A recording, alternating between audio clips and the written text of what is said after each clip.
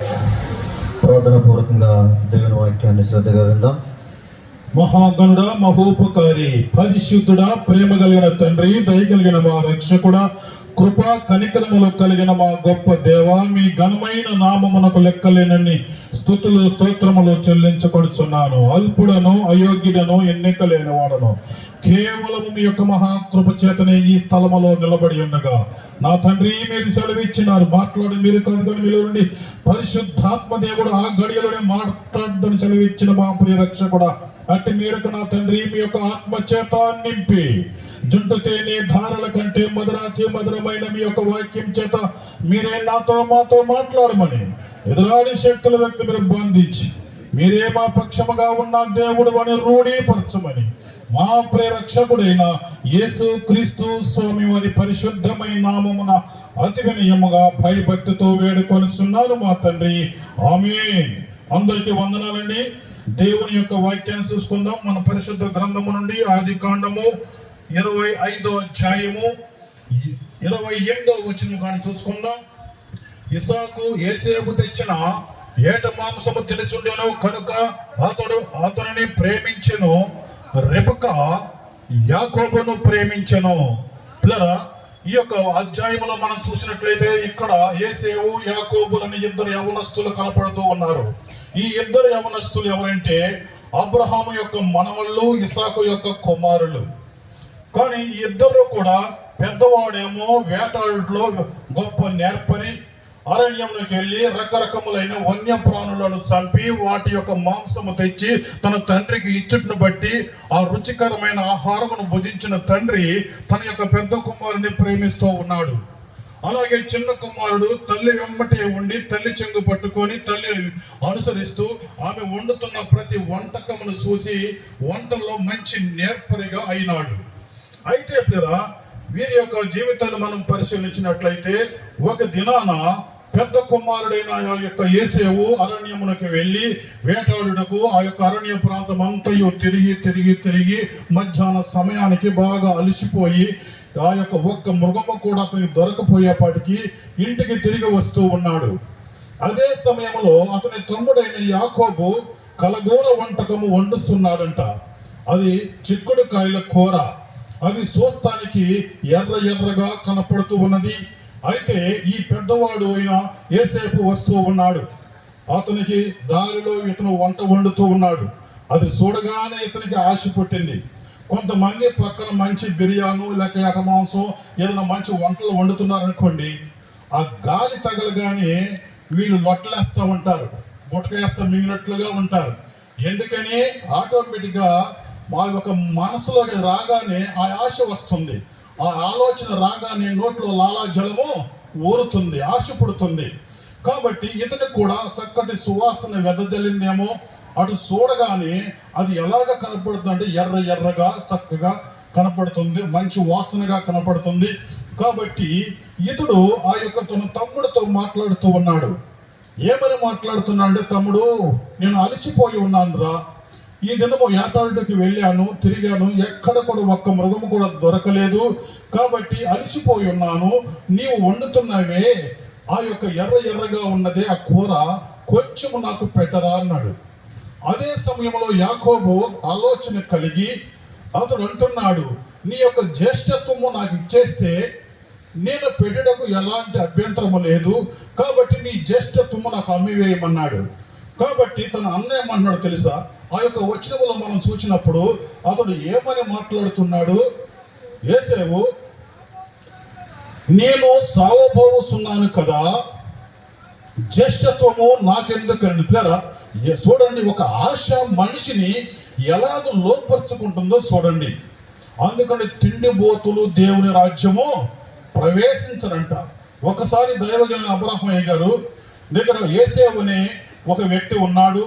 తన తోటి సహాయ సేవకులు తర్బీదులో ఉన్న వారి కొరవను తీసుకొని ఆ యొక్క ఇంగిలిబాహ లంక వచ్చి ఆయన ఆ యొక్క చెరువులో వలేసి ఆ యొక్క చేపలు పట్టి త్వరగా నువ్వు మా ఇంటికి వెళ్ళి మా అన్నయ్య ఇంటికి వెళ్ళి వాటిని వండించుకో రమ్మని యోసేపుని పంపించాడు.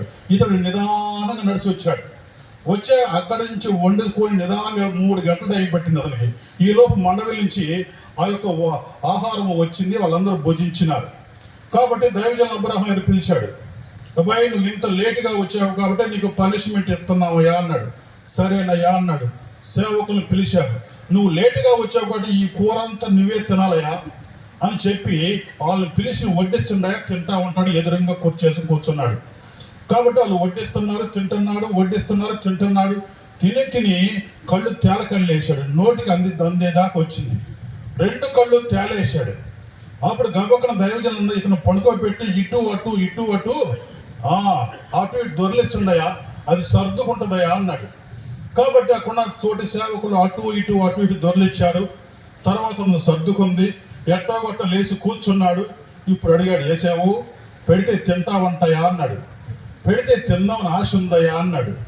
నీ ముఖం నాకు ఎన్నడికి ఇప్పుడు కనుకనే తిండిపోతులు దేవుని రాజ్యము అతడు తర్వాత కంటికి కనుమరుగైపోయాడు.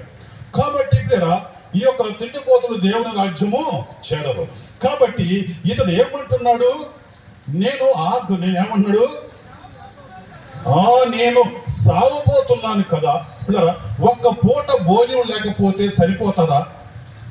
ఏమంటే ఎవరైనా ఒక్క పూట భోజనము లేకపోతే చనిపోయే వ్యక్తులు ఈ లోకంలో ఉన్నారా?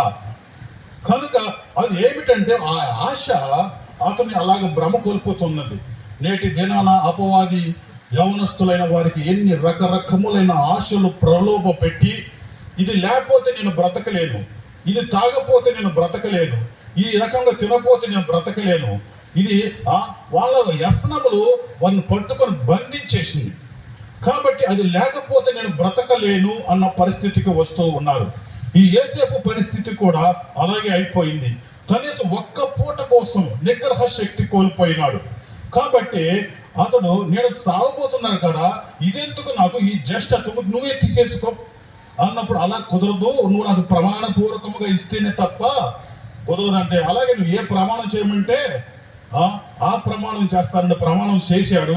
ఆ కూర ఆ ఆహారం ఇచ్చాడు, తిన్నాడు, తాగి ఏమన్నాడు, ఆ యొక్క వాక్యం మనం చూసినప్పుడు, యోసేపు యాకోబు ఆహారమును చిక్కుడుగాయల కూర వంటకమును యోసేపుకి ఇచ్చెను, అతడు తిని త్రాగి లేచిపోయెను. అట్లు యోసేపు తన యొక్క జ్యేష్ఠత్వమును తృణీకరించెను. కాబట్టి పరిశుద్ధ గ్రంథములో ఉన్నది, ఒక్క పూటకోటి కోసము తన జ్యేష్ఠత్వమును అమ్మివేసుకున్న యోసేపు లాంటి భ్రష్టుడైనను వ్యభిచారైనను మీలో ఉన్నారేమో జాగ్రత్తగా చూసుకొనుడి అని వాక్యం ఉన్నది. ఎందుకంటే ఈ లోక జీవితం అంతా ఒక్క పూటే. ఈ ఒక్క పూట నువ్వు నిగ్రహ శక్తిగా ఉండి నువ్వు కాపాడుకోగలిగితే కొన్ని కోట్ల సంవత్సరాలు హాయిగా జీవించవచ్చు. నీ జీవితము ఈ నువ్వు బ్రతికేదంతా 60, 70, 80 లేక 100 సంవత్సరాలు ఒక పూటతో సమానము నీ జీవితము. కనుక ఈ ఒక్క పూట నిగ్రహ శక్తిని కోల్పోతున్నాడు మానవుడు. శాశ్వతమైన ఆ యొక్క ఉగ్రతకు గురైపోతూ ఉన్నారు. కాబట్టి ఒక్క పూట కోటి కోసము తన జ్యేష్ఠత్వమును అమ్మి వేసుకున్న యోసేపు లాంటి భ్రష్టుడైనను వ్యభిచారైన మీలో ఉన్నారేమో జాగ్రత్తగా చూసుకొనడి. కాబట్టి ఎందుకంటే పునాదులు పాడైపోతే నీతిమంతులు ఏమీ చేయలేదు. కనుక ఇతడు తన పునాదిని పాడు చేసుకుంటున్నాడు. నిజానికి జ్యేష్ఠుడు అతనికి రావాల్సిన హక్కు చాలా ఉన్నది, అతనికి రావాల్సిన ఆశ్రితములు చాలా ఉన్నవి. తర్వాత మనం చూస్తాము అతని జీవితంలో ఎంత కోల్పోయినాడో తర్వాత అతనికి అర్థమైంది. కాబట్టి ఆ రకముగా అతడు తిని ఆ దినానికి ఆ యొక్క తిని ఆహారం తిని వెళ్ళిపోయినాడు. కానీ దినాలు గడిచిపోతున్నవి, సంవత్సరములు తరిగిపోతున్నవి. అయితే ఆ యొక్క 27వ అధ్యాయంలో చూస్తే అప్పటికి తన తండ్రి వృద్ధాప్యంలోకి వచ్చాడు. కాబట్టి ఇప్పుడు పెద్ద కుమారుడైన యోసేపును పిలిచి ఆ యొక్క ఇస్సాకు మాట్లాడుతూ ఉన్నాడు. ఏమని మాట్లాడుతుందో తెలుసా? ఇస్సాకు వృద్ధుడైన అతని కళ్ళకు మంద దృష్టి కలిగినప్పుడు అతడు తన పెద్ద కుమారుడైన యోసేపుతో, కుమారుడా అని అతన్ని పిలవగా, అతడు చిత్తము నాయనా అని అతనితో అనెను. అప్పుడు ఇస్సాకు, ఇదిగో నేను వృద్ధుడను, నా మరణ దినము నాకు తెలియదు, కాబట్టి నీవు దయచేసి నీ ఆయుధములను, నీ అంబుల పొదిని, నీ విల్లును తీసుకొని అడవికి పోయి నా కొరకు వేటాడి మాంసము తెమ్ము. నేను సావక మునుపు నిన్ను నేను ఆశీర్వదించినట్లు నాకు రుచికరమైన భోజనములను సిద్ధపరిచి నేను తినుటకై నా యొద్దకు తెమ్మని చెప్పెను. ఇసాకు తన కుమారుడు యోసేపు ఇట్లు చెప్పుచుండగా రెబెకా వినెను. ప్రియరా, ఎందుకంటే తన తండ్రి తన పెద్ద కుమారుడితో చెబుతున్నాడు. పెద్ద కుమారుడికి ప్రతి ఇంటిలో కూడా జ్యేష్ఠ భాగం ఉంటుంది. ఈనాటికి కూడా తండ్రి అయిన వాడు పెద్ద కుమారుడికి జ్యేష్ఠ భాగం ఇచ్చుట ఆనవాయితీ. అలాగే ఆనాడు కూడా ఆ యొక్క ఇసాకు తన పెద్ద కుమారుడైన యోసేపుని పిలిచి, నా పెద్ద కుమారుడా, నువ్వు జ్యేష్ఠుడురా కనుక నేను చనిపోక ముందు నీకు వారసత్వముగా రావలసిన ఆ హక్కు నీకు పొందే హక్కు నీకు ఉన్నది. కాబట్టి నువ్వు అరణ్యంలోకి వెళ్ళి వేటాడి మా యొక్క ఆహారమును తెస్తే నేను భుజించి నిన్ను ఆశీర్వదిస్తాను రా చెబుతున్నాడు. గోడ పక్కనే ఉంది, తలుపు సాటున ఉన్నది ఎవరు? రెబెకా. అందుకని మన పెద్దోళ్ళు అంటారు, ఏమంటారు? గోడకి చెవులు ఉన్నాయి జాగ్రత్త అంటారు. గోడకి చెవులు కాదు, గోడ పక్కన ఉన్న వారికి చెవులు ఉంటాయి. కాబట్టి రెబెకా అన్నది ఈని గబగబా ఇంటికి వచ్చేసింది. చిన్న కుమారుని పిలిచింది, నాయనా నీ తండ్రిని నీ అన్నను ఆశీర్వదించాలనుకుంటున్నాడు రా, కాబట్టి నీ అన్న అరణ్యంలోకి వెళ్ళి వేటాడి ఆ జంతు మాంసం తేక ముందే నీవు మన మందలోకి వెళ్ళి మేక పిల్లలను వధించి దాని మాంసం తీసుకుని రారా, మీ తండ్రికి ఎలాంటి రుచికరమైన ఆహారమును సిద్ధపరచాలో అది నేను వండుతాను, నువ్వు తీసుకొని వెళ్ళి నీ అన్న రాకముందే నీకు అన్నకు రావాల్సిన ఆశీర్వాదములు నువ్వు పొందాలి అని తల్లి ప్రేరేపిస్తూ ఉన్నది. అప్పుడు ఈ చిన్న కుమారుడు అంటున్నాడు, అమ్మా నువ్వు చెప్పింది బాగానే ఉంది, కానీ నా అన్న రోమములు కలవాడు, నేను నున్నగా సౌరగా ఉంటాను. కాబట్టి నా తండ్రి కనుదృష్టి మందగించింది కానీ స్పర్శ తగ్గలేదు. అతడు తడివి చూస్తాడు, తడివి చూస్తే నా మెడ మీద ఎంట్రుకలు ఉండవు, నా చేతి మీద రోమాలు ఉండవు. కాబట్టి నేను చిన్న కుమారుడు తెలిసిపోతుంది. కాబట్టి నాకు వచ్చేది శాప మీద, నాకు శాపమేనమ్మా అంటాడు. ఆ శాప మీద నాకు వచ్చింది, కానీ నువ్వు వెళ్ళి వస్తా మేక చర్మము కూడా తీసుకురమ్మని చెబుతుంది. కాబట్టి ఆ యొక్క చిన్న కుమారుడు అరణ్యం యొక్క మందలోనికి వెళ్ళి ఆ మేక పిల్లలను చంపి దాని యొక్క చర్మము మాంసము తీసుకుని వచ్చారు. కాబట్టి చక్కటి రుచికరమైన ఆహారం సిద్ధపరిచింది. ఈ యొక్క మేక చర్మాన్ని మెడ మీద చేతుల మీద కప్పింది. ఇప్పుడు తన యొక్క అన్న అంగి తీసి చిన్న కుమారుడికి వేసి తన చిన్న కుమారుణ్ణి తన తండ్రి యొద్దకు పంపిస్తూ ఉన్నది. కనుక తల్లి అబద్ధములు నేర్పుతూ ఉన్నది. లేదా తల్లిదండ్రులైన వారు పక్షపాతం ఉండకూడదు. తమ బిడ్డల విషయంలో తండ్రి ఒకరిని ప్రేమిస్తాడు, తల్లి ఒకరు ప్రేమిస్తుంది. కాబట్టి వారు బద్ధ శత్రువులు అయిపోతున్నారు. అన్నదమ్ములు శత్రువులు ఎందుకు అవుతారంటే వారిని సమదృష్టితో తల్లిదండ్రులైన వారు చూడాలి. అలా చూడకపోతే చెరొకరు ప్రేమిస్తే వారు విరోధులు అయిపోతారు. ఇక్కడ తండ్రి ఒకరిని ప్రేమిస్తున్నారు, తల్లి ఒకరిని ప్రేమిస్తుంది. తండ్రి ఒకరు ఆశీర్వదించాలనుకుంటున్నారు, ఆ ఆశీర్వాదములు తన చిన్న కుమారుడికి రావాలనుకుంటుంది తల్లి. కాబట్టి ఇతడు ఆ యొక్క మందలోనికి వెళ్ళాడు. ఆ యొక్క మేకపిల్లను వధించి దాని మాంసమును ఆ యొక్క చర్మాన్ని తెచ్చాడు. ఆమె చక్కగా ఆహారమును సిద్ధపరిచింది. కాబట్టి ఆ యొక్క చర్మము అతని మెడ మీద చేతుల మీద కప్పింది. ఇతడు తన తండ్రి వద్దకు వచ్చాడు. ఓ నా తండ్రి అని పిలిచాడు. ఏమి నా కుమారుడా అన్నాడు. నీవు చెప్పినట్లుగా నేను ఆ యొక్క అరణ్యంలోకి వెళ్ళి వేటాడి జంతువును తీసుకొని ఆ మాంసం తెచ్చాను, దాన్ని వండింది తల్లి, కాబట్టి దాన్ని తీసుకుని వచ్చాను తండ్రి, నువ్వు నన్ను ఆశీర్వదించు తండ్రి అన్నాడు. నువ్వు ఎవరు నాయనా అంటున్నాడు. ఏమి నా కుమారుడా అన్న తండ్రి, నువ్వు ఎవరు నాయనా అంటున్నాడు. ఎందుకని? స్వరం ఎవరిది, గొంతు ఎవరిది, మాట ఎవరిది? చిన్న కుమారుడిది. కానీ అతడు ఏమంటున్నాడు? పెద్ద కుమారుని పేరు చెప్పి నువ్వు ఎవరు అంటే నీ జ్యేష్ఠ కుమారుడైన యోసేపుని నాయన అంటున్నాడు.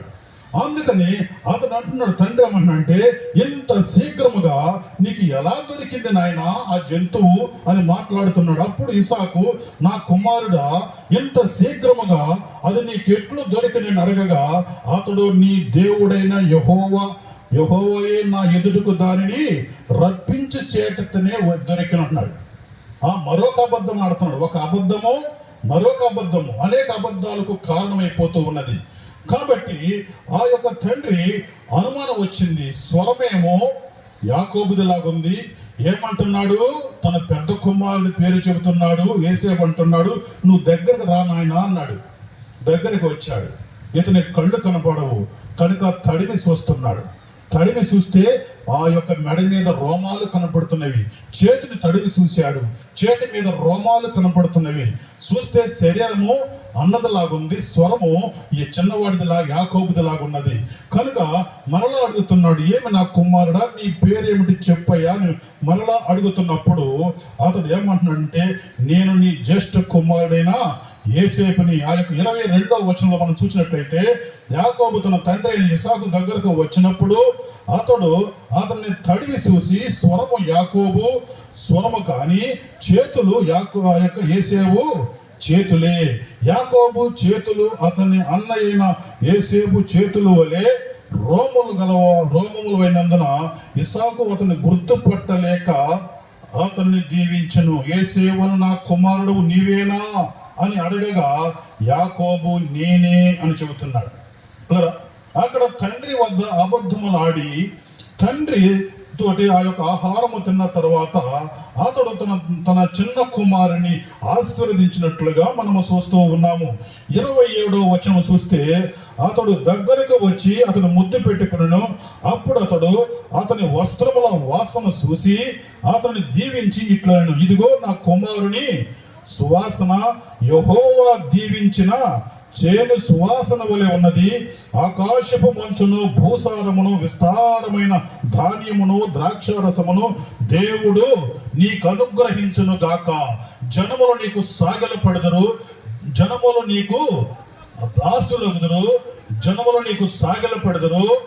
నీ బంధువులు నీవు ఏలికవై విందువు, నీ తల్లి పుత్రులు నీకు సాగలపడదురు. నిన్ను శపించేవారు శపించబడదురు, నిన్ను దీవించేవారు దీవించబడదురు. ఎన్ని ఆశీర్వాదాలు! ఎంత గొప్ప దీవెన! ఇంత గొప్ప దీవెన ఎందుకు పోగొట్టుకున్నాడు? ఒక్క పూట కూటి కోసం. అందుకని దేవుడిచ్చే గొప్ప వరములను తాత్కాలికమైన అశాశ్వతమైన అల్పమైన సుఖభోగముల కొరకు మానవుడు కోల్పోతున్నాడు. అందుకనే ఆ యొక్క మోషే అంటున్నాడు, అల్పకాల పాప భోగములను అనుభవించుట కంటే దేవుని బిడ్డలతోటి శ్రమైనను హింసైనను పొందుట భాగ్యముగా ఎంచుకున్నాడు. కనుకనే పిల్లరా, దేవుడిచ్చే ఆశీర్వాదములు చాలా ఉన్నతమైనవి. కాబట్టి తండ్రి తన పెద్ద కుమారునే దీవించాలనుకున్నాడు. కానీ దీవెన ఎవరికి వెళ్ళిపోయినది? చిన్న కుమారుడికి వెళ్ళిపోయినది. కారణం ఏమిటంటే, పెద్ద కుమారుడు పునాదులను పాడు చేసుకున్నాడు. కనుక పునాదులు పాడైపోతే నీతిమంతులు ఏమి చేయలేరు. పునాది అనగా ఈ పునాది క్రీస్తే. కాబట్టి పునాదిని పాడు చేసుకుంటే, బేస్మెంట్ పాడైపోతే భవంతులు ఎంత ఎత్తు కట్టినా అవి కుప్ప కూలిపోతాయి. పునాది బేస్మెంట్ కరెక్ట్ గా ఉండాలి. కాబట్టి ఇతడు తన పునాదిని పాడు చేసుకున్నాడు. నేటి దినమున తల్లిదండ్రులైన వారు మంచి భక్తి చేస్తూ ఉన్నారు, కానీ బిడ్డలు ఏమైపోతున్నారంటే వారు ఆ లోకములో కలిసిపోతున్నారు. కారణం ఏమిటంటే, నీతిమంతుడైన తండ్రి తన బిడ్డ విషయంలో కన్నీరు కారుస్తూ తప్ప ఏమి చేయలేని పరిస్థితిగా ఉన్నది. కారణం ఏమిటంటే, యవనస్తులైన బిడ్డలు తమ పునాదులను పాడు చేసుకుంటున్నారు. కాబట్టి నీతిమంతులైన తల్లిదండ్రులు ఏమి చేయలేని పరిస్థితులుగా నేటి దినాన కనపడుతూ ఉన్నవి. కాబట్టి ఈ యొక్క యోసేపు కూడా తన పెద్ద కుమారుడైన ఆ యొక్క ఇసాకు కూడా తన పెద్ద కుమారుడైన యోసేపుని దీవించాలనుకున్నాడు. కానీ ఆశీర్వాదము మరొకరికి వెళ్ళిపోయింది. ఈ రాత్రి కాలము దేవుడు దీవెన తీసుకొని నిన్ను ఆశీర్వదించాలని నీ వద్దకు వస్తే ఆ ఆశీర్వాదము నీ పక్క వారికి వెళ్ళిపోతుంది. కాబట్టి దేవుడు ఒక మాట చెప్పాడు, మీరు గృహాలు దర్శించండి. ఆ యొక్క గృహములు దర్శించినప్పుడు వారిని ఆశీర్వదించి వారిని ప్రార్థించరమ్మని సేవకులకు చెబుతూ ఉన్నారు. కనుక ఆ గృహము ఆ ప్రార్థనకు యోగ్యకరముగా ఉంటే నీవు ఆశీర్వదించిన ఆ ఆశీర్వాదములు ఆ కుటుంబానికి వస్తవి. లేకపోతే ఆ ఆశీర్వాదములు నీ ఎమ్మటే వచ్చేస్తవి. ప్రేమైన వల్ల మీ ఇంటికి సేవకులు వచ్చి మిమ్మల్ని ఆశీర్వదిస్తారు, మిమ్మల్ని దీవిస్తారు, కానీ మీ పరిస్థితి అలాగే ఉంటుంది. కారణం ఏమిటంటే, నీవే నీ చేతులారా నీ పునాది నువ్వు పాడు చేసుకుంటున్నావు. కాబట్టి నీతిమంతుడైన సేవకుడు ఏమీ చేయలేని పరిస్థితి ఏర్పడుతూ ఉన్నది. కాబట్టి పునాది కట్టుకున్న బాధ్యత మీ మీద ఆధారపడి ఉన్నది. కాబట్టి యోసేపు తన పునాదిని పాడు చేసుకున్నాడు. కాబట్టి యాకోబు ఆశీర్వాదం పొందిన తర్వాత ఈ యొక్క యోసేపు వస్తున్నట్లుగా మనము చూస్తూ ఉన్నాము. ఆ యొక్క 34వ వచనం చూసినప్పుడు యోసేపు